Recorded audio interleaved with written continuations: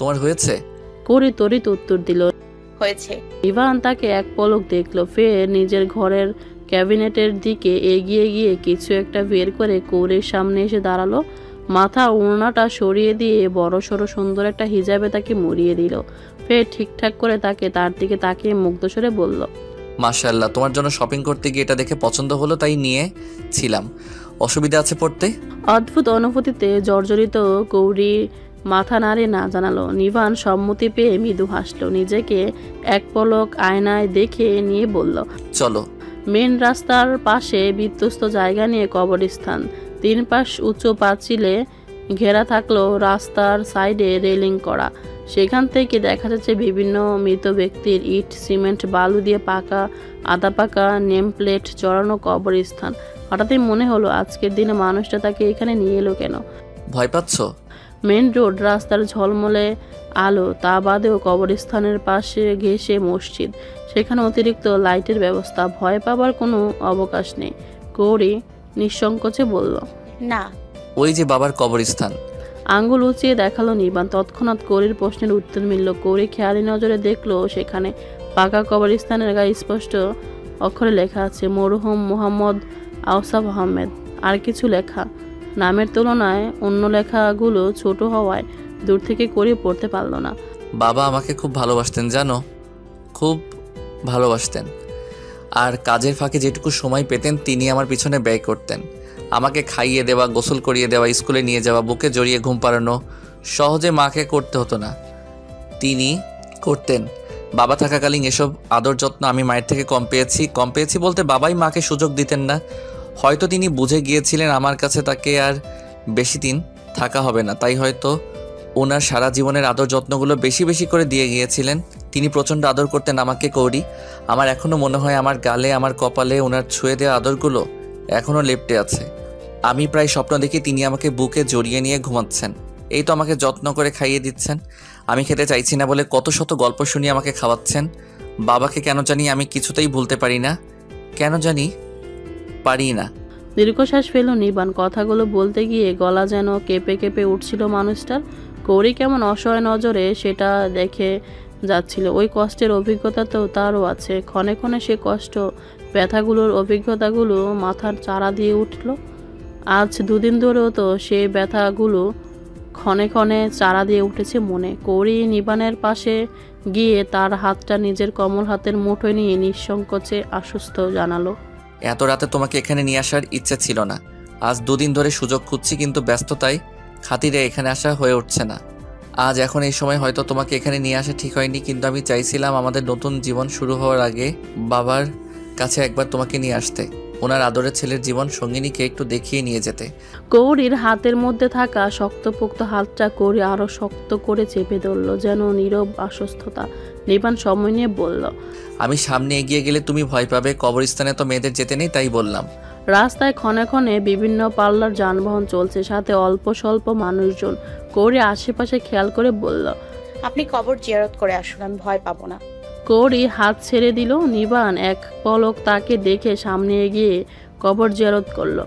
রাত হওয়ায় কবরস্থানের ভিতরে আর ঢুকলো না, পাছে কৌরিও আবার ভয় না পায়। সে বিবেচনা করলো, সময় নিয়ে কবর জিয়ারত করলো নিভান। জিয়ারত শেষে কৌরিকে নিয়ে গাড়িতে উঠল। তবে গন্তব্য যে বাড়ির পথে নয় এটা বেশ বুঝতে পারলো কৌরি, কেননা গাড়ি যে পথে এসেছিল তার অন্য পথ ধরল নিভান। তোমার খুব করে মনে হয় তুমি আমার থেকেও বেটার কাউকে ডিজার্ভ করো, তাই না? কৌরিও অবাক হয়ে নিবানের মুখের দিকে তাকিয়ে রয় কিছুক্ষণ। হঠাৎ সংকোচ দ্বিধা কাটিয়ে সময় নিয়ে কিছুটা অবাক কণ্ঠে শুধায়, আপনার থেকেও ভালো কেউ? নিস্তব্ধ গভীর রাত, জনমানবহীন শূন্য রাস্তা, বাতাসের মৃদু শাঁসা শব্দ ছাড়া কোথাও কোনো শব্দ নেই। নিবান কোথায় নিয়ে এসেছে জায়গাটার নাম কৌরির বিশেষ জানা নেই, তবে একটা সুদীর্ঘ বীর্যের রেলিং ঘেঁষে পাশাপাশি দাঁড়িয়ে আছে তারা। নিবান হুম বলতে সে পাশাপাশি দাঁড়ানো দূরত্বটা ঘুচিয়ে ফেলল কৌরি। নিবানের সামনে এসে দাঁড়ালো। উচ্চতায় মানুষটা বুক সমান সে, তাই পায়ের সিম্পল স্যান্ডেল জোড়া খুলে নির্দ্বিধায় নিবানের পায়ের উপর পা রাখলো। নিবান শান্ত নজরে সেটা দেখলো। কৌরিকে নিজের পায়ের উপর পা রাখতে দেখে ঝুঁকে তার কোমরটা জড়িয়ে নিজের কাছাকাছি টেনে নিল। তাতে সুবিধাই হলো কৌরি। নিবান ঝুঁকে আসতে আদরি স্পর্শে তার মুখটা নিজের কোমল দুহাতের তালুতে আজলে নিল। নিবানের শান্ত বাদামি বর্ণ নজর জোড়ায় নিজের মায়াবী ডগর ডগর নজর জোড়ায় স্থির রাখলো। বীর্যের সোডিয়ামের লাল নীল আলোতে নিবানের শ্যামবর্ণ চোখ মুখ স্পষ্ট। সে মুখাবয়বে কিয়াদক্ষণ চেয়ে থেকে আবেদনময়ী কণ্ঠে বলল, এই চোখ, এই নাক, এই ঠোঁট, এই শ্যামবর্ণ মুখাবয়বের থেকেও যদি কোনো আকর্ষণীয় মুখ অবয়ব থেকে থাকে, আমার মন, আমার মস্তিষ্ক, আমার হৃদয়, আমার নজর তবুও এই শ্যামবর্ণ মুখাবয়বেই আটকে থাকবে। শত শত সৌন্দর্যের মধ্যে এই শ্যামবর্ণ পুরুষটাতেই আকর্ষিত হই আমি, মুগ্ধ হয় আমার নয়ন।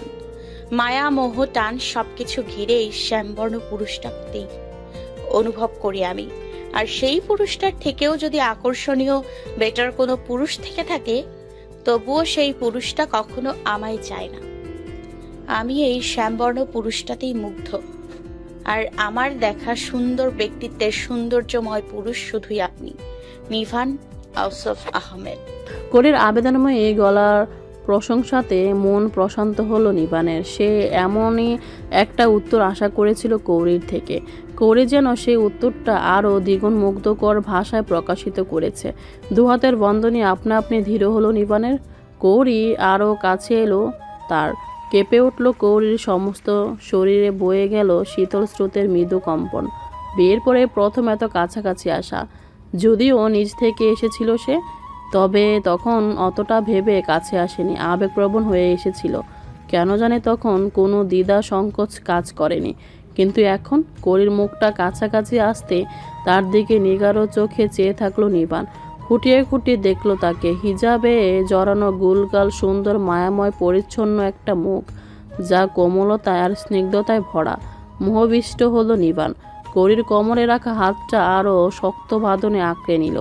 সহজে কৌরির মুখটা আরও কাছাকাছি আসতে তার কোমল ঠোঁটে প্রগাঢ় চুম্বন আঁকল নিবান। অনুভূতিতে আবেশিত হয়ে চোখ বন্ধ করে নিল দুপক্ষেই। জীবনের প্রথম গভীর নারী স্পর্শ। না, বিয়ের আগেও তার ঠোঁটজোড়া তো ছুঁয়েছিল একান্ত নারীর কপালে। তবে জ্বরের প্রকোপে হুঁশ না থাকায় এই নারীটার জানা নেই সেই স্পর্শের কথা। সময় অতিবাহিত হলো, তবে ঠিক কতটা সময় অতিবাহিত হলো এটা কৌরির নিবান কারো জানা নেই। একটা সময় গিয়ে শেষ হলো সেই চুম্বন। তত সময়ে নিবানকে শক্ত করে আঁকড়ে ধরেছে কৌরি। সেটা বুঝে কৌরির কোমর ছেড়ে দিয়ে তার গুলগাল মুখটা নিজের রুক্ষ দুহাতের তালুতে আঁচলে নিয়ে বেশ নিষ্পলক কিছু সময় দেখল নিবান। ফের নিজের মুখের অতি সন্নিকটে কৌরির মুখটা টেনে নিয়ে মুগ্ধ কণ্ঠে বলল, আমার ফুলকৌড়ি। সময়টা গভীর রাত। ছাদের রেলিং ঘেঁষে দাঁড়িয়ে আছে দিবা। ঠান্ডা বাতাসগুলো ক্ষণে ক্ষণে ছুঁয়ে যাচ্ছে তাকে। তবুও কেমন অনড় দাঁড়িয়ে রয়েছে মেয়েটা। গায়ে কোনো শীত বস্ত্র নেই, অথচ শরীর কাটা দেওয়ার মতো শীতলতা। এত রাতে এই ঠান্ডার মধ্যে এখানে দাঁড়িয়ে কি করছো? পরিচিত কণ্ঠের বার্তা পেয়েও ভাবান্তর হলো না দিবার। সারাটা দিন যেন তার কেমন কেমন গিয়েছে। আসলেই কেমন? চারিদিকে আনন্দ উল্লাসে ভরপুর, অথচ নিজের বলে কোনো আনন্দ নেই, খুশি নেই। শুধু ভারী ভারী নিঃশ্বাস আর শ্বাস আটকে আসা অসহনীয় বুক ব্যথা। সকাল থেকে চারপাশে যত সাজ রবে সেজে উঠছিল বাড়িটা, হইচই পরিপূর্ণ হচ্ছিল চারদিকে, ততই যেন মনে হচ্ছিল এই বাড়িটাতে কেমন নিঃশ্বাস নিতে কষ্ট হচ্ছে তার। তার স্বস্তির নিঃশ্বাস ফেলার নির্ভরশীল যোগ্য বাড়ি এটা নয়। চারপাশের ভালো মন্দ সব কিছু কেমন অসহনশীল হয়ে উঠেছিল। খুব করে মনে হচ্ছিল একটু সহজভাবে নিঃশ্বাস ফেলার জন্য তার দূরে কোথাও চলে যাওয়া দরকার, খুব দূরে, নয়তো গভীরভাবে ঘুমিয়ে পড়া দরকার। সেই ঘুম যেন না ভাঙে। চিরনিদ্রায়িত হলেও সমস্যা নেই, কিন্তু তার না দূরে যাওয়া হয়ে উঠলো আর না গভীর ঘুমে পড়া হলো। সকাল থেকে সিয়াম কেমন তার পিছু পিছু ঘুরছে, যার জন্য ছেলেটাকে কত বাজে কথা শোনালো, তবুও ছেলেটা পিছু ছাড়েনি। কেমন যেখানে সে ঘুরে ফিরে যেন ছেলেটাকে সেখানে। আচ্ছা, সিয়াম কি কোনোভাবে তার আচরণে বুঝে গিয়েছিল তার মনের কথা? হবে হয়তো। সিয়ামের কণ্ঠ পেয়েও কথা বলল না দিবা। সিয়াম পাশে এসে দাঁড়ানো তার, ফের আপন মনে বলে উঠল, আমারও কেন জানি ঘুম আসছে না, তাই ছাদে চলে এলাম। লং ড্রাইভে যাবে দিবা? চলো না, কোথাও থেকে একটু স্বস্তি, একটু শান্তি নিয়ে আসি। যাবে? তৃষ্ণার্থ মন খেইহারা মাঝির মতো দরিয়ার তীর খুঁজে পেল যেন, যদিও সময় নিয়ে উত্তর এলো। চলো। দিবা এক বাক্যে সিয়ামের রাখা প্রস্তাবে রাজি হয়ে যাবে এটা আশা করেনি সিয়াম। কিছু সময় বিস্ময় নজরে রাগী জেদি মেয়েটার দিকে কয়েক সেকেন্ড তাকিয়ে থেকে সময় নষ্ট না করে বলল, এসো, আমি নিচে গিয়ে গাড়ি বের করছি। বিনা বাক্যে সিয়ামের সাথে নিচে নামলো দিবা। শান্ত মেয়ের মতো চুপচাপ সিয়ামকে অনুসরণ করে গাড়িতে গিয়েও বসে পড়ল। গাড়িতে বসার আগে নিষ্প্রুপ নজরে লন এরিয়ার ফুলে ফুলে সজ্জিত স্টেজটার দিকে এক পলক তাকিয়ে নিঃশব্দে গভীর দীর্ঘশ্বাস ফেলল। ফের অজানা গন্তব্যে সিয়ামের সাথে বেরিয়ে পড়ল। রাস্তায় এগুলো অচেনা রাজপথ। সিয়ামের গাড়িটা কোথায় না কোথায় বাঁক নিল, অথচ থামলো না কোথাও। বিরামহীন গাড়িটা চলতে থাকলো, না গাড়ি থামলো আর না দুজনের মধ্যে কোনো কথা হলো। কিছু দূর গিয়ে একটা চা পানের স্টল দেখা গেল। মধ্যরাতে বিভিন্ন স্ট্যান্ডগুলোতে, বিশেষত এগুলো খোলা দেখা যায়। এরকম কয়েকটা স্ট্যান্ড ছাড়িয়ে যেতেই সিয়াম জিজ্ঞেস করলো, কোথাও থামবো? কিছু খাবে? দিবা তখন গাড়ির জানালায় হাত ছোপে তাতে মুখ রেখে অপলক নির্বাক নজরে নিস্তব্ধ। নীরব শহরটাকে দেখে চলেছে। বিধ্বস্ত মনটা আর এলোমেলো শব্দবোনা মস্তিষ্কটা খোলা বাতাস পেয়ে কিছুটা হলেও শান্ত হয়েছে। সিয়াম প্রশ্ন শুধাতে কেমন অনুভূতি শূন্য গলায় বলল, না। সিয়াম কেমন শান্ত নজরে একবার তাকে দেখে ফের গাড়ি চালানোয় মনোযোগ দিল। যে পরিকল্পনা সে কাল করবে ভেবেছিল তা এক্ষুনি করার কথা ভাবল। ফলশ্রুতি যা হয় হবে। নিজের বাড়ির দিকে গাড়ি মোড় নিল সিয়াম। গাড়িটা কোথায় কিভাবে মোড় দিচ্ছে দিবা বিশেষ মনোযোগী নয়, মূলত তার এই সুযোগ নিল সিয়াম। প্রায় ঘন্টাখানেকের মতো সময় পার করে যখন বাড়ির সামনে এসে গাড়িটা দাঁড় করালো সিয়াম, দিবার হুঁশ ফিরল। গাড়ির জানালা দিয়ে বিশাল লোহার গেটটা পেরিয়ে রাস্তার সোডিয়ামের বড় বড় আলোয় ঝকঝকা আলিশান বাড়িটা নজরে পড়তে বুকটা ধক করে উঠল মেয়েটার। এ বাড়ির একমাত্র বউ সে।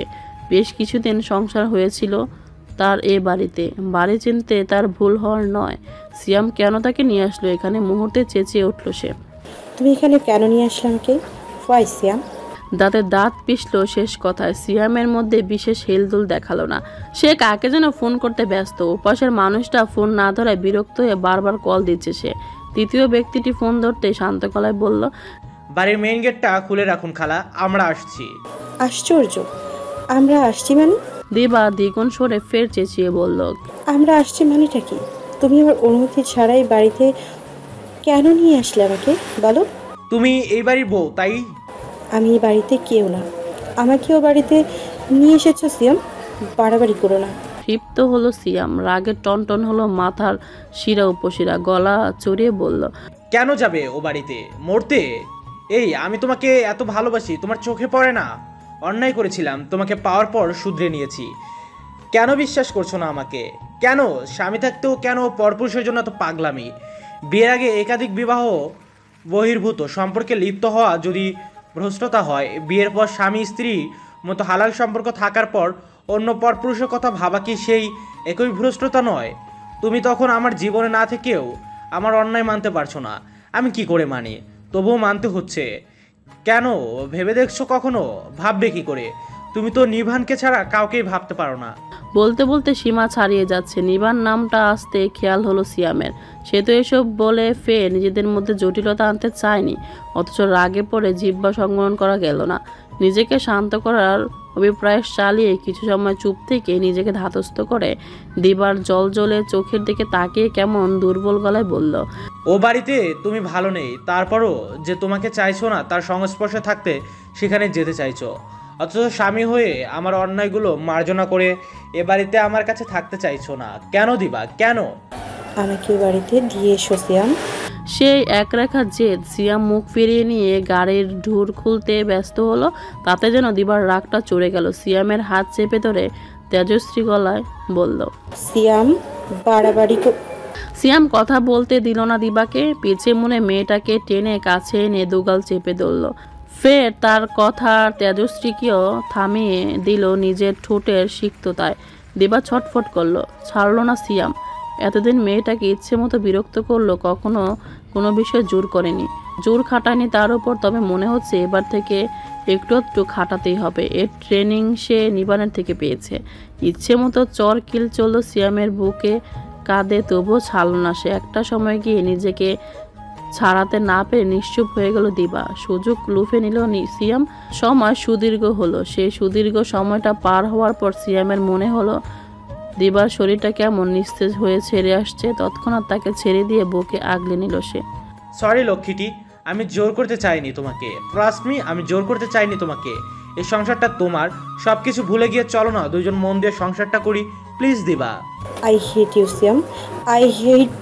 আর বলতে পারল না দিবা। সারাদিনের মানসিক টানাপোড়েনে আর নিজেকে এগিয়ে নিয়ে যেতে পারল না। সিয়ামের বুকের টি শার্টটা খামচে কেমন নিস্তেজ হয়ে চোখ বন্ধ করে পড়ে রইল তারই বুকে। সিয়াম সময় নিল। দিবার কথায় বিশেষ প্রতিক্রিয়া না দেখিয়ে তাকে কোলে তুলে নিয়ে গাড়ি থেকে বের হলো। গেটের দারোয়ান যেন এই সময়টায় অপেক্ষায় তথাস্থ ছিল। বাড়ির সামনে ছোট সাহেবের গাড়ি দেখে সে আগে দরজা খুলে বসেছিল, কিন্তু গাড়ি থেকে যখন কেউ নামছে না, ভিতরে ঝড়ঝাটির মৃদু শব্দ ভেসে আসছিল কানে। তিনি মুখ ঘুরিয়ে বসেছিলেন। বড় লোকদের ব্যাপার স্যাপারই অন্যরকম, এতে মন কান না দেওয়া শ্রেয়। দেবাকে কুলে নিয়ে বাড়ির দরজায় পৌঁছাতেই দেখলো দরজা খোলা। বাড়ি দেখাশোনার মহিলাটি সোফায় বসে আছে। মা বাবা বাড়িতে নেই, আপাতত বাড়িতে নেই। সিয়ামকে দেখে অর্ধবয়স্ক মহিলাটা তড়িৎ উঠে দাঁড়ালেন। সিয়ামের কোলে দিবাকে ওরকম নিস্তেজে পড়ে থাকতে দেখে সহসা জিজ্ঞেস করলেন, বৌমার কি হয়েছে? এমনিতেই একটু অসুস্থ, এছাড়া কিছু নয়। আপনি ব্যস্ত হবেন না, আর দরজা লাগানোর দরকার নেই। আমি গাড়ি পার করে দরজা লাগিয়ে দেব, আপনি গিয়ে ঘুমিয়ে পড়ুন। আর কথা না বাড়িয়ে সিয়াম নিজেদের ঘরের দিকে চলে গেল। ভদ্রমহিলা কেমন নিষ্পাপ চোখে দেখলেন সেটা। স্বামী স্ত্রীর মধ্যে ঝগড়াঝাটি হয়ে আলাদা থাকছিল দুজনে। মিটে গেল সব, মিটে গেলেই ভালো।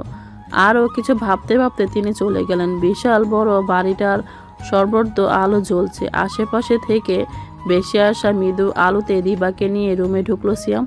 মেয়েটাকে যেন আরও নিস্তেজ মনে হলো। কোনো সারা শব্দ নেই, একদম কাদা মাটি। দিবাকে বেডে শুয়ে দিয়ে গায়ে বাড়ি কম্বল জড়িয়ে দিল সিয়াম। মেয়েটা কোনো উফতাক শব্দ করলো না, আর না সিয়াম ডাকলো। যদি ঘুমিয়ে থাকে ঘুমাক, আর যদি জেগে থেকেও নীরব থাকতে চায় তবে থাকুক। দীর্ঘশ্বাস ফেলে ঘরের নরম আলোটা জ্বালিয়ে দিয়ে দরজা টেনে বাইরে চলে গেল সিয়াম। গাড়িটা পার্ক করতে হবে। সিয়াম চলে যেতে চোখ খুলল দিবা। মুহূর্তে বালিশ জড়িয়ে নিঃশব্দে কেঁদে দিল। কিছুক্ষণ বাদে সিয়াম এসে দেখলো দিবা ঘুমিয়ে পড়েছে, চোখের কোণে নোনা অশ্রু। কিছু সময় চেয়ে চেয়ে দেখলো সে জল জলে অশ্রু। তারপর নরম স্পর্শে তা মুছে দিল। আলতো স্পর্শে ঠোঁট ছোঁয়ালো দিবার কপালে। রাগে জেদে মেয়েটা হয়তো শরীরের সাথে কুলে উঠতে না পেরে এই মুহূর্তে তার সব কিছু মেনে নিয়েছে। কাল কি হবে এর পরিণতি জানা নেই সিয়ামের। জানা নেই বলতে ভুল, জানা আছে, তবে যা হয় কাল দেখা যাবে। আপাতত এই নিয়ে ভেবে এখন মন মস্তিষ্ককে পীড়া দিয়ে লাভ নেই। দিবার কপাল থেকে ঠোঁট সরিয়ে ফ্রেশ হতে ওয়াশরুমে ঢুকে পড়ল সে। সময়টা বসন্তের মধ্যে প্রহরের দিনগুলো চলছে।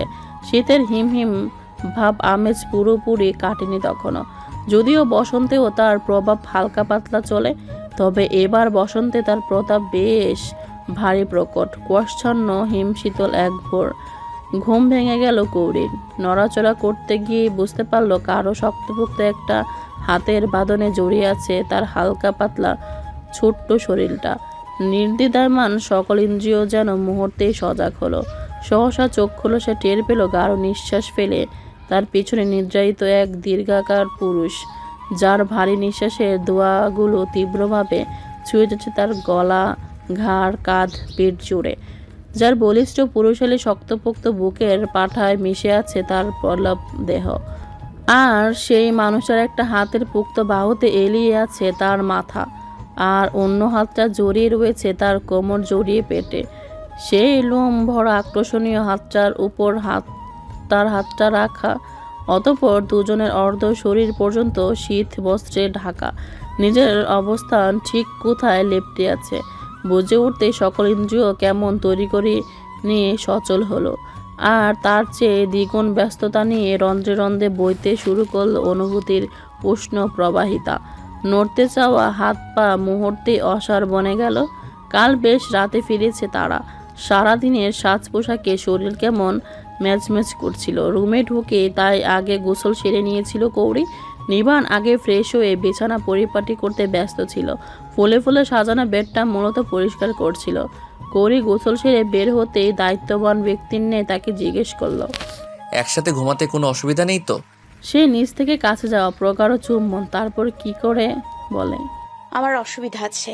যদিও করের অসুবিধা ছিল না, ছিল একরাশ লজ্জা যা সমগ্র শরীরে বয়ে বেড়াচ্ছিল তখন। আর চেনা মানুষের সাথে একসাথে কাছাকাছি থাকার সংকুচিততা, রন্ধ্রে রন্ধ্রে সেই সংকুচিতা তখন ঘুরে ফিরে চলছিল। কি উত্তর দেবে ভেবে না পেয়ে নির্যাতিত ভঙ্গিত কেমন কেমন করে চেয়েছিল মানুষটার দিকে।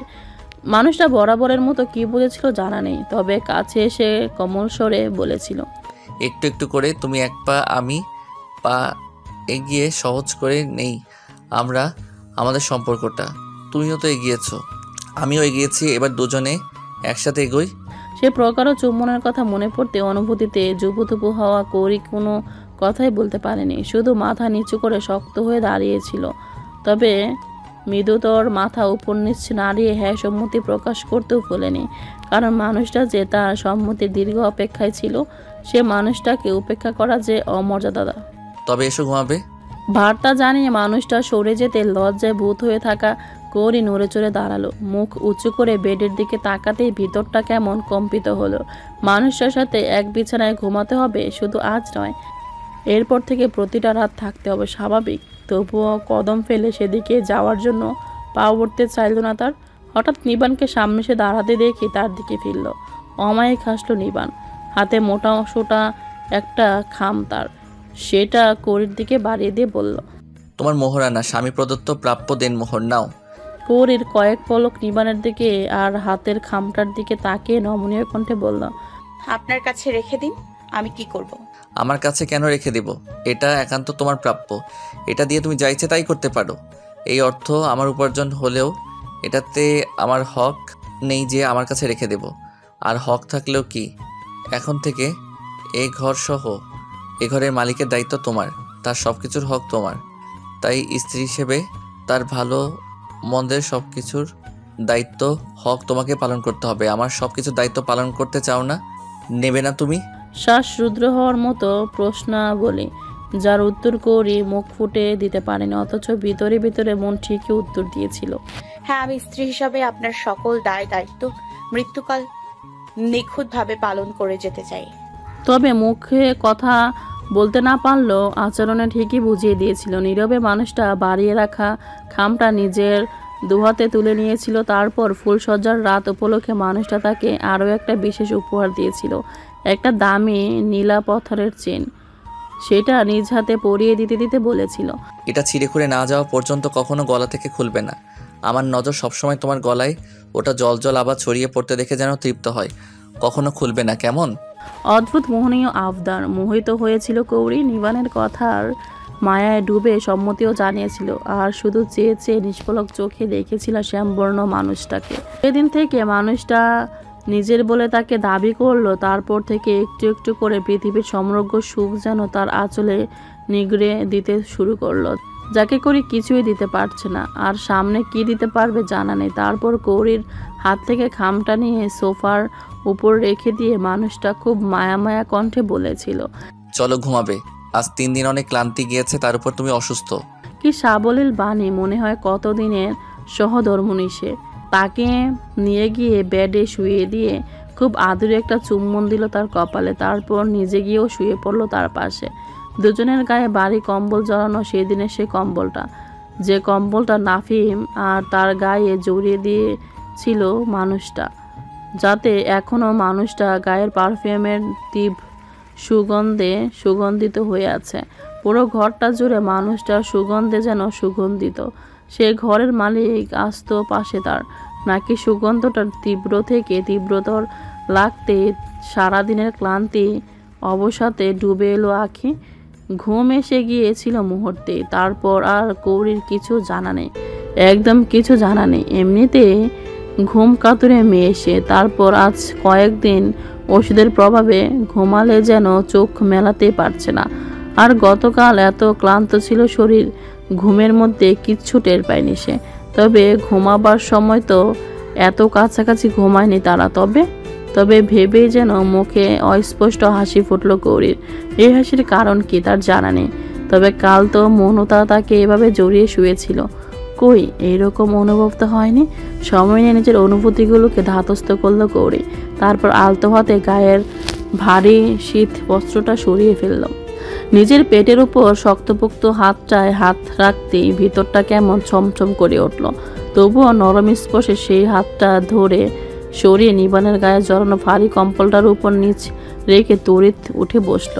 মুহূর্তেই নড়ে চড়ে উঠল পেছনের মানুষটা। ফের শান্ত করে পিছে মরল। নীল সবুজের ডিমে আসা মিঠে আলোতে শ্যামবর্ণ মুখটা স্পষ্ট, নির্দাত বুজে থাকা চোখ, গাঢ় শ্বাস প্রশ্বাস বলে দিচ্ছে মানুষটা এখনো গভীর ঘুমে। সে ঘুম ভাঙার চেষ্টাও করল না করে সামনে ফিরে শব্দহীন নেমে পড়ল বেড থেকে।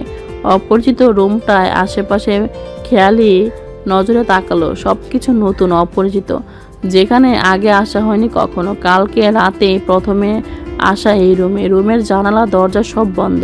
প্রতিটি জানালা দরজায় ভারী ভারী পর্দায় শুভায়িত। রুমটা নীরব, শান্ত, রাতের মধ্যে আলোহীন। শুরু কৃত্রিম আলোটা ছাড়া বাইরের পরিবেশ বোঝা দুঃসাধ্য। কয়টা বাজে? ঘুরে ফিরে বাম পাশের দেয়ালের দিকে ফিরতেই বড়সড় একটা দেয়াল ঘড়ি নজর পড়ল।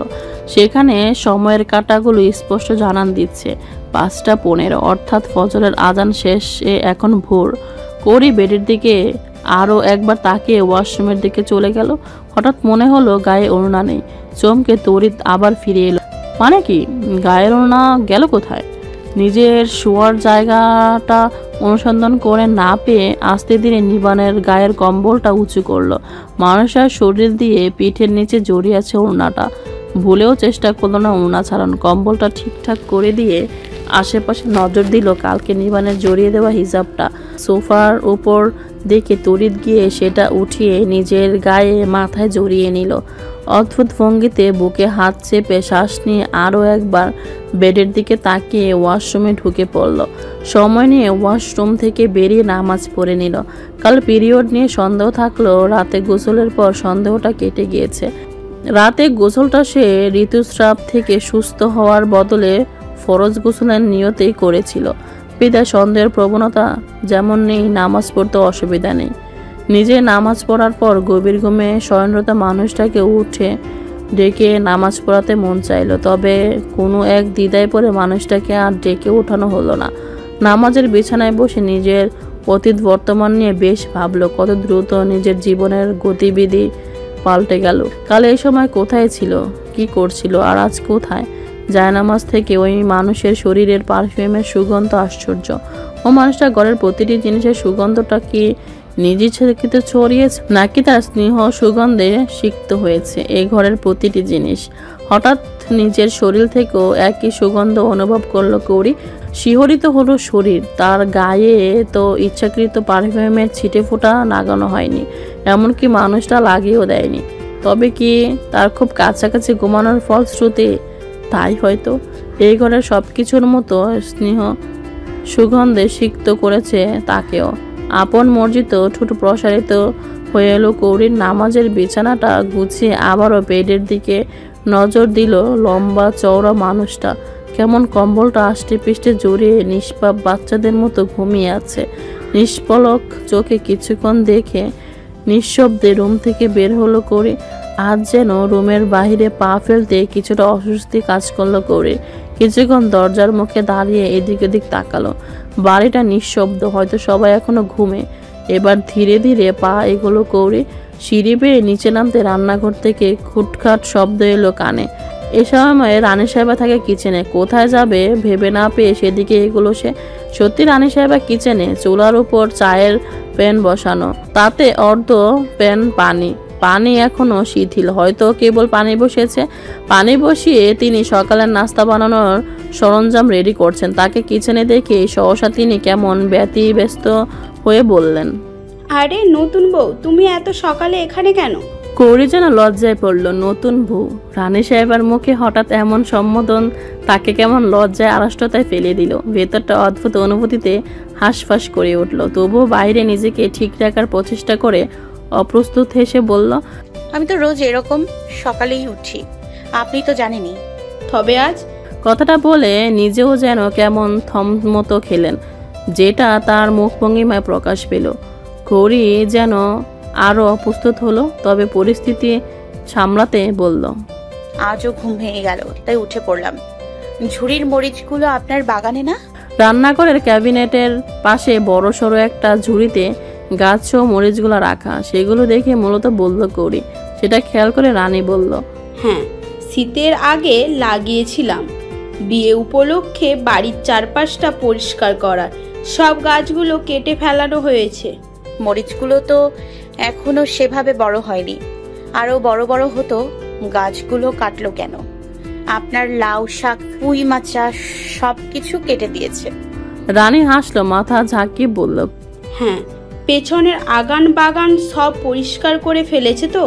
গৌরীর মন খারাপ হলো। রানী সাহেবা কত শখ করে গাছগুলো লাগিয়েছিলেন, এক বিয়েতে সব নষ্ট হয়ে গেল। বাড়ির ভিতরের কাজ কাম গুছিয়ে প্রায়ই তিনি সেখানে সময় দিতেন, সেই সময়টা বৃথা গেল। ইস, সদ্য বিবাহিত রমণীর জৌলুস মুখটা মূর্ছা যেতে দেখে রানী বলল, মন খারাপ লাগছে? মন খারাপ করো না কৌরিমণি, আল্লাহ বাঁচিয়ে রাখলে সামনের বছর আবার লাগাবো সব কিছু। এবারের সবজি বাগানের কিষানি আমার সাথে না হয় তুমিও হলে কি হবে না? মুহূর্তেই মেঘ গিয়ে যেন ঝলমলে রোদ্দুর ভর করলো করির মুখে। কণ্ঠ সে ঝলমলতা বজায় রেখে করি বলল, ঠিক আছে রানী সাহেবা, এবারের সবজি বাগান করতে অবশ্যই আমি আপনার সঙ্গী হব। রান্নাঘরের ছোট টুলটা টেনে বসে পড়ল কৌরি। মরিচের ঝুড়িটা টেনে নিতে রানী বলল, আরে কি করছো? মরিচগুলো বেছে রাখি, আমি তো সেভাবে কাজ জানি না যে আপনাকে সাহায্য করব। আর দাদি আপার থেকে যেটুকু শিখেছিলাম তা তো এ বাড়িতে এসে ভুলেই গেছি। তোমাকে কিছু করতে হবে না, আর ওগুলো বাঁচতে গেলে হাত জ্বলবে তো। সদ্য মেহেন্দি মাখা সুন্দর হাত দুটো জ্বললে ব্যবহার করলে নিভান বাবা তো বাড়ি মাথায় তুলবে। তোমার প্রতি যা যত্নবান ছেলেটা, অবশ্যই সবার প্রতি খেয়ালি যত্নবান ছেলেটা। উনি কিচ্ছু বলবেন না। কথার ফাঁকে করি মরিচগুলো বাছা শুরু করে দিল। রানী তার মেহেদি রাঙ্গা হাত দুটোর দিকে চেয়ে রইল। গাঢ় খয়েরি মেহেদি রঙা ফর্সা হাত দুটো নজর কাটছে প্রচণ্ড। সেই হাত দুটো নড়ে চড়ে কাজ কি অদ্ভুত সুন্দর দেখাচ্ছে। রানী সাহেবা, ঝুড়ির মধ্যে তো দেখছি মরিচ বাদেও টমেটো, বেগুন, শিম মিশ্রিত। ঝুড়ি দিন, আমি আলাদা আলাদা করে গুছিয়ে দিচ্ছি। বললাম তো তোমার কিছু করা লাগবে না কৌরিমণি। দিন না আপনি। রানী বাধ্য হলো দিতে। করিও ঝটপট হাতে একে একে আলাদা আলাদা গুছিয়ে দিতে থাকলো সবকিছু। রানী নাস্তা বানানোর কাজে মন দিল, চায়ের দিকেও খেয়াল করলো। দুদিকেই নজর তার মধ্যে কৌরির সাথে টুকিটাকি গল্পে মেতে থাকলো। রানী সাহেবা, তুমি একা একা কার সাথে কথা বলছো? সকাল সকাল ঘুম ভেঙে গিয়েছে মান্যতার। নিজের একান্ত বেডটায় একা একা ঘুমাতে ঘুমাতে অভ্যাস হয়ে গেছে। করি আর মনতা থাকলেও বা দুই একজন থাকলেও ততটা ঘুমের অসুবিধা হয় না। কাল রাতে বেশ কয়েকজন একসাথে ঘুমানোর ফলে রাতে ঘুম তো ব্যাঘাতই ঘটেছে, সাথে সকালে আর ঘুমিয়ে থাকতেই পারলো না। এত সকালে কাকে গিয়ে বিরক্ত করবে, তাই বাগানের দিকে যাচ্ছিল। ড্রয়িং রুম পার হতেই রানী সাহেবাকে কথা বলতে দেখে কৌতূহলবশত কিচেনের দিকে এগোলো। কিচেনে রানী সাহেবাকে একা একা কথা বলতে দেখে কৌতূহল যেন তার দ্বিগুণ হলো, তাই সহসা প্রশ্নটা করলো। কৌরি নিচে টুল পেতে বসে থাকায় ক্যাবিনেটের আড়ালে তাকে দেখা যাচ্ছিল না। আমি একা কই, নতুন বৌমাও তো আছে। নতুন বৌমা? হাসলো রানী, বলল, কৌরিমণি। কৌরি সহসা বড় বড় পা ফেলে রান্নাঘরে ঢুকলো মান্যতা। তাকে দেখে অমায়িক হাসলো কৌরি। সহসা মান্যতা প্রশ্ন করলো, তুমি এত সাত সকালে এখানে? পুনরায় একই প্রশ্নে লজ্জা পেল কৌরি। মান্যতাও প্রশ্ন করে কেমন যেন বিব্রত হলো। রানী সাহেবার দিকে এক পলক তাকিয়ে দেখলো তিনি নিজের কাজে ব্যস্ত। কৌরির উত্তরের অপেক্ষা না করে বলল, চল বাগান থেকে ঘুরে আসি।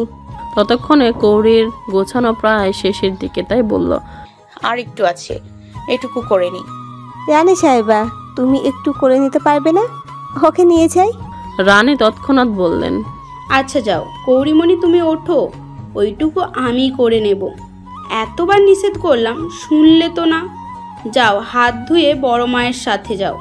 কৌরি বাদ্যমের মতো হাত ধুতে সিংহের সামনে দাঁড়ালো। মানতা দুষ্টুমি গলা তৎক্ষণাৎ বলল, রানী সাহেবা, করিমণি থেকে তোমার নতুন বৌমা ডাকটা কিন্তু দারুণ ছিল। ফের অমায়িক হাসলো রানী, বলল, আচ্ছা এবার থেকে তবে তাই বলে ডাকবো। মানতার দুষ্টুমি বুঝে কৌরি রানীকে উদ্দেশ্য করে বলল, আপনার কৌরিমণি ডাকটা আমার কাছে আরো আদুরে লাগে। রানী সহসা উত্তর দিল।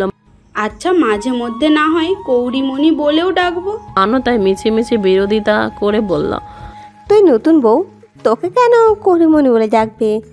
আগে এবারে মেয়ে মনে করে রানী সাহেবা না হয় আদর করে ডাকতেন। এখন তার নিভান বাবার বউ তুই, এখন আর আদুরের নামটাই না, বউ ইস বউ। সো নতুন বউ বলেই ডাকবে রানী সাহেবা। কৌরি এসে মান্যতার হাত পেঁচিয়ে ধরল, মিষ্টি অভিমান দেখিয়ে অভিযোগ করলো, পর করে দিতে চাইছো? রায়বাগিনী ননদিনী আমি, তোর নাম রক্ষা করতে হবে না?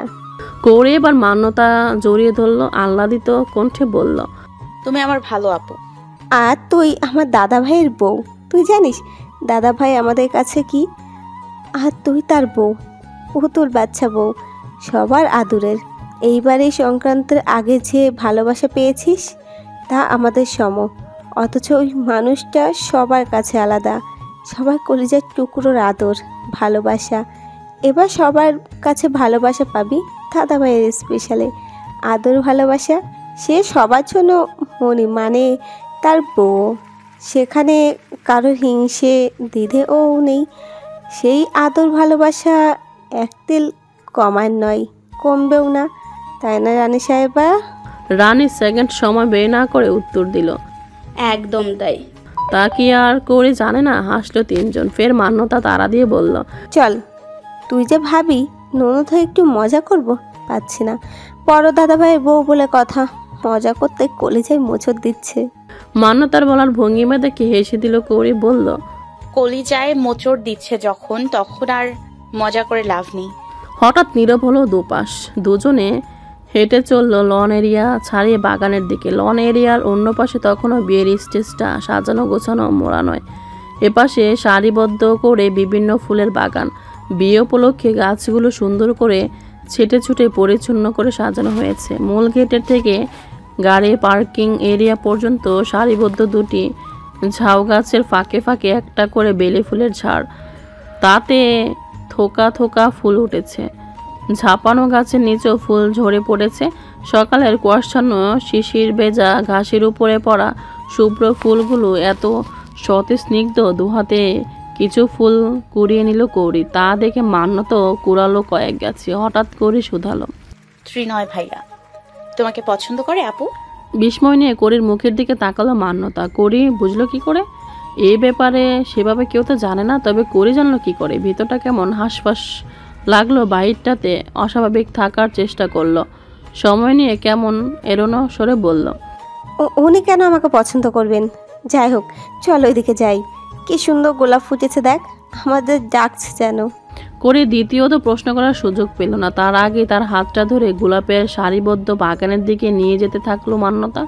আগে খেয়াল না করলো, আজ 3 দিন ধরে খেয়াল করছে। মান্যতা আপুর দিকে অদ্ভুত নজরে ত্রিনয় ভাইয়ার চেয়ে থাকা, মান্যতা আপুর একটু কাছে ঘেঁষতে চাওয়া, থেকে থেকে কথা বলার উদ্বিগ্নতা। অথচ মান্যতা আপু তাকে যেন চেনেই না। কেন এমন আচরণ? তার নজরে যদি ত্রিনয় ভাইয়ের ভালো লাগাটা প্রকাশ পেয়ে থাকে, তবে কি মান্যতা আপুর নজর সে ভালো লাগাটা তার প্রতি ছেলেটার দুর্বলতা নজরে পড়েনি? সত্যি কি পড়েনি? হিজাবটা কিন্তু দারুণ, তোকে বেশ মানিয়েছে, দারুণ দেখাচ্ছে। দাদা ভাই দিয়েছে? হিজাব পরা তো অনেক আগে দেখেছে, প্রশ্ন এখন প্রসঙ্গ এড়াতে চাইছে আপু হয়তোবা, তাই করিও আর সেভাবে কৌতূহল দেখালো না, শুধু মান্যতার প্রশ্নে ছোট করে উত্তর দিল। দুজন প্রসঙ্গ পাল্টে মজে গেল কথায় কথায়, ফাঁকে দুষ্টুমি হলো, মজা হলো। শিশির ভেজা ফুলগুলো ছুঁয়ে ছুঁয়ে দেখা গেল, তার ভেজা মাথাল গন্ধ নেওয়া হলো, কিছু স্নিগ্ধ ফুল তুলে কানে গোজাও হলো। এভাবে চলতে থাকলো তাদের ভোরের বাগান বিলাস। ব্যালকনিতে দাঁড়িয়ে নিবিড় চোখে সদ্য বিবাহিত বউয়ের আর বোনের সকাল সকাল উচ্ছ্বসিত হওয়া পাগলামোগুলো দেখতে থাকলো নিবান। কাল মেয়েটা ঘুমিয়ে যাওয়ার পর তাকে সূক্ষ্ম স্পর্শে কাছে টেনে নিয়েছিল সে। কি করে পারতো মেয়েটাকে পাশাপাশি রেখে কাছে না টেনে ঘুমাতে? এই মেয়েটাকে একটু কাছে পাওয়ার জন্য কত উতলা হয়েছে মন, বারংবার তার সংবরণ করে গিয়েছে। কাল সেই সংবরণটা আর মানতে চায়নি। ধৈর্যহারা হয়ে ঘুমন্ত মেয়েটাকে নীরবে কাছে টানতে শরীর মন দুটোই বাধ্য করেছিল। শরীরকে পাত্তা দেয়নি সে, মনটাকে পাত্তা দিয়ে মেয়েটাকে নিজের সাথে নিবিড় বন্ধনে জড়িয়ে নিয়েছিল শুধু। কি স্নিগ্ধ শান্তিময় সে অনুভূতি! সেসব অনুভূতি ছাড়িয়ে আরও একটা অনুভূতি জেগেছিল, তা হলো নিজের পৌরুষ অনুভূতি, যেটাকে সংবরণ করার ক্ষমতা নিবানের ছিল। সংবরণ করেও ছিল সে, অথচ মেয়েটাকে কাছে পাওয়ার স্পর্শে ঘুমাতে পারেনি প্রায় অর্ধরাতের বেশি সময়। তারপর কখন কিভাবে ঘুমিয়ে পড়েছিল নিজেও জানে না। সে বউ সকাল সকাল তার নিবিড় বন্ধন ছেড়ে পাখির মতো উড়াল দিয়ে উচ্ছ্বসিত হয়ে বেড়াচ্ছে। আজ পাখি বাঁধন ছেড়ে বেরিয়ে গেছে, রোজ রোজ কি আর তা হতে দেবে? হতে দেবে না নিবান। ওই নরম শরীরটা চুপচাপ বুকে পড়ে থাকার অনুভূতি, অবর্ণীয় স্পষ্ট হাসি ফুটল নিবানের ঠোঁটে। হাসিটা ভিতরের, সুখের, প্রশান্তির। হঠাৎ মান্যতার দিকে নজর পড়ার ভাবনায় কাটল নিবানের। কিছু একটা ভেবে লন এরিয়ার আসার জন্য অগ্রসর হলো সে। লন এরিয়া পা রাখতে রাখলো কালকের পাতা চেয়ার টেবিলে বসে ননদ ভাবি চুটিয়ে গল্প করছে, সাথে হাসি মজাও। তাকে দেখতেই দুজনে চুপ হয়ে গেল। দুজনের চোখ মুখেরই দু ধরনের আড়ষ্টতা। দুজনেই এই আড়ষ্টতার কারণ নিবানের জানা, তাই বিশেষ গুরুত্ব দিল না। নিবানকে কাছে এসে দাঁড়াতেই উঠে দাঁড়ালো মান্যতা। ভাই ভাবিকে স্পেস দিতে তড়িৎ বলল, আমি আসছি, তোমরা কথা বলো। মান্যতা কদম সামনে এগোনোর আগে নিবান বলল, তোমার সাথে আমার কথা আছে মান্যতা। বুক ধরফর করে উঠল মেয়েটার। কি কথা? ততক্ষণে করি উঠে দাঁড়িয়েছে। এবার সে বলল, তোমরা কথা বলো, আমি একটু ভেতর থেকে আসছি। নিবান ততক্ষণে বসে পড়েছে। সেই কিছু বলার আগে মান্যতা করির হাত চেপে ধরল। কেমন করে তাকালো তার দিকে। দাদাভাই মানে আতঙ্ক, আর কথা আছে মানে ভয়ঙ্কর কিছু। কিছুতেই কৌরিকে ছাড়া যাবে না। এই মুহূর্তে দাদাভাইয়ের সামনে সহজভাবে থাকার সাহসে মান্যতার পরিস্থিতি বুঝে নিজের আষ্টতা কাটিয়ে নিবানের পাশের চেয়ারে বসে পড়ল কৌরি। তাকে দেখে বসে পড়ল মান্যতা। নিবান সময় নিয়ে রয়ে শুয়ে বলল, কাল ত্রিনয় বাবার কাছে তোমাকে চেয়ে বিয়ের প্রস্তাব রেখেছে। শ্বাস যেন বুকেই বিঁধে গেল মান্যতার। তা আর বুক বেদ করে নিঃশ্বাস হয়ে নাক দিয়ে বের হতে ভুলেই গেল। যে ভয়টা পাচ্ছিল সেটাই হলো। লোকটাকে হাতের নাগালে পেলে নিশ্চিত সে গলা চেপে ধরত। তার মতো নিঃশ্বাস না আটকে আসা পর্যন্ত ছেড়ে দিত না সে। অসভ্য লোক একটা। ও বাবার কাছে আমার কাছেই প্রস্তাব রেখেছিল। বাবা এবং আমার একই কথা, তোমার সিদ্ধান্ত ইম্পর্টেন্ট। বড় ভাইয়ের সামনে এমনিতে সংকোচ দ্বিধা কাজ করে, তার উপর এমন একটা বিষয় মান্যতা আরও সংকুচিত হলো। কৌরি নীরব দর্শক। গলার কাছে বিঁধে থাকা নিঃশ্বাসটা কেমন হাঁসফাঁস করে উঠল মান্যতার। তার সাথে মস্তিষ্কে ঘোরা একটা প্রশ্ন। মান্যতা শ্বাস ছাড়ল। দ্বিধা আড়ষ্টতা নিয়েও মস্তিষ্ক হাঁসফাঁস করা প্রশ্নটা করেই ফেলল। তোমাদের সিদ্ধান্ত কি? নিবান সহসা বলল, ত্রিনয়ের মতো ছেলেকে নাকচ করার মতো ত্রুটি বা যুক্তি তো আমি দেখছি না। তার সঙ্গে বন্ধুত্বের সুদীর্ঘ সময় কেটেছে আমার জীবনের বিভিন্ন সিচুয়েশনে আমি তাকে বন্ধুর চেয়েও ভাইয়ের মতো কাছে পেয়েছি বেশি। সেই থেকে বন্ধু কম ভাইয়ের নজরে দেখে এসেছি তাকে। আমি ওর মধ্যে আর ইভানের মধ্যে কখনো পার্থক্য করে দেখি না। এটা তুমিও জানো। আর এটাও জানো আমি তাকে আমার ফ্যামিলির বাহিরের কেউ বলে কখনো ভাবিও না। সেখানে আমার সিদ্ধান্ত কি হতে পারে নিশ্চয়ই তুমি বুঝতে পারছো। তবে এখানে আমার আর বাবার সিদ্ধান্তের চেয়েও তোমার সিদ্ধান্তটা ইম্পর্টেন্ট। তুমি কি চাইছো? ওকে খুব কাছ থেকে দেখেছি বলে আমি আমার দৃষ্টিভঙ্গি দিয়ে শুধু যাচাই করেছি। তোমার দৃষ্টিভঙ্গি দেখে তোমার ভাবনা আলাদা হতেই পারে। আর সাথে সংশয় করবে তুমি। সেখানে তুমি তাকে কেমন নজরে দেখছো, তোমার সিদ্ধান্ত কি সেটা গুরুত্বপূর্ণ। মান্যতা কি বলবে ভেবে পেল না। নিঃসন্দেহে ত্রিনয় ভালো ছেলে, তবে সমস্যা তার।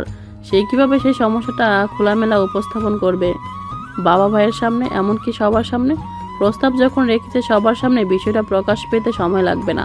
আর ওই ভালো ছেলেকে রিজেক্ট করার কারণ তো তাকে দেখানোই লাগবে। তখন কি বলবে সে? কিভাবে বলবে নিজের সমস্যাটা? তবে একটা উপায় আছে, ওই মানুষটার মুখোমুখি হওয়া, তার সাথে কথা বলা। ব্যাপারটা তো সেম। সেই লজ্জিত কারণগুলোর জন্য মানুষটাকে এড়িয়ে চলা, সেসব কারণের জন্য আবার তার মুখোমুখি। উফ, কি যে ঝামেলায় পড়লো সে। এমন একটা সিচুয়েশন দাঁড় করানোর জন্য মনে হচ্ছে লোকটাকে হাতের কাছে পেলে সে খুন করে ফেলাতো নিশ্চিত। সমস্যা নাই।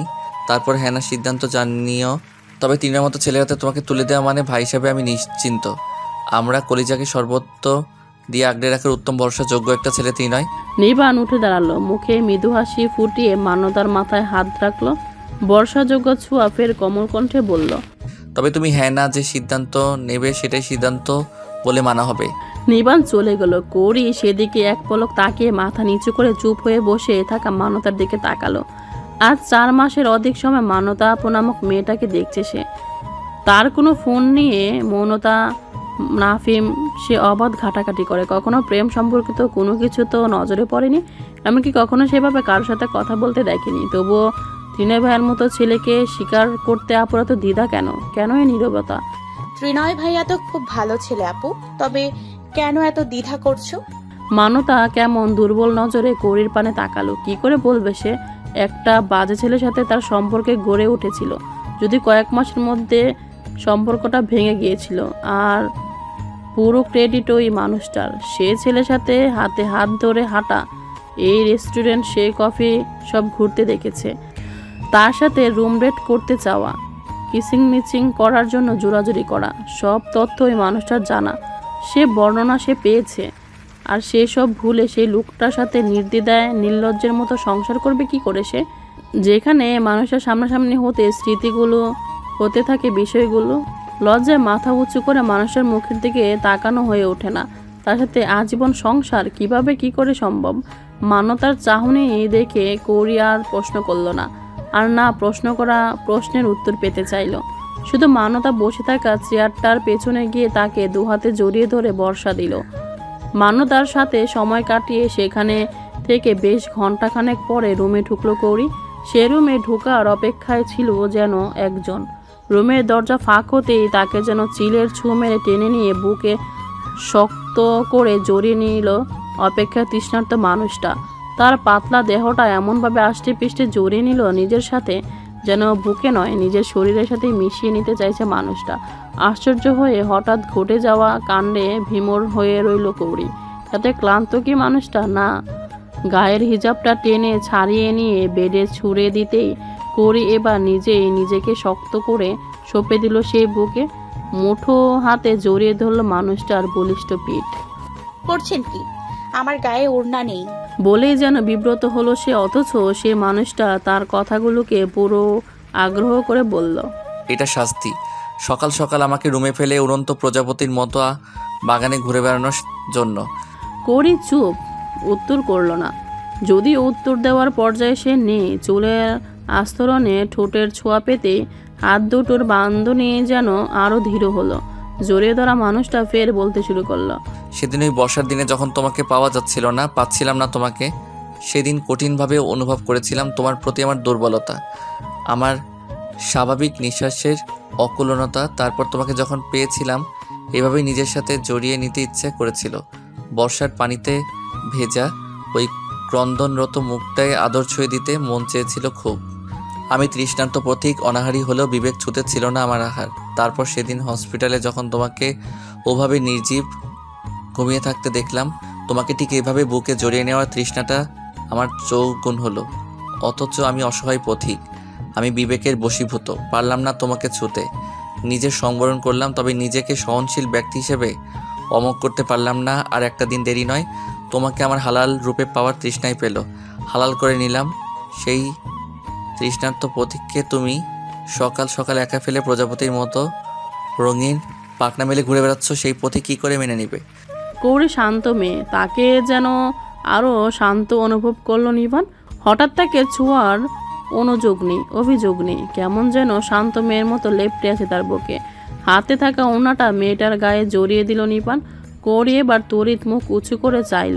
তা দেখে নিবান মৃদু হেসে দুষ্টু মিষ্টি কণ্ঠে বলল, বরটাকে খুব খারাপ মনে হয়েছে তাই না, বিয়ে হতে না হতেই? নিবানের কথা শেষ করতে দিল না। তার আগে মাথা ঘন ঘন এদিকে ওদিকে নাড়িয়ে না সম্মতি জানিয়ে মুখে বলল, আপনি একটু খারাপ নন, একটুও না। শেষের কথাগুলো নিবানের মুখের দিকে তাকিয়ে বলতে পারল না, তাই স্বইচ্ছায় আবারও মাথা রাখতে হলো তার বুকে।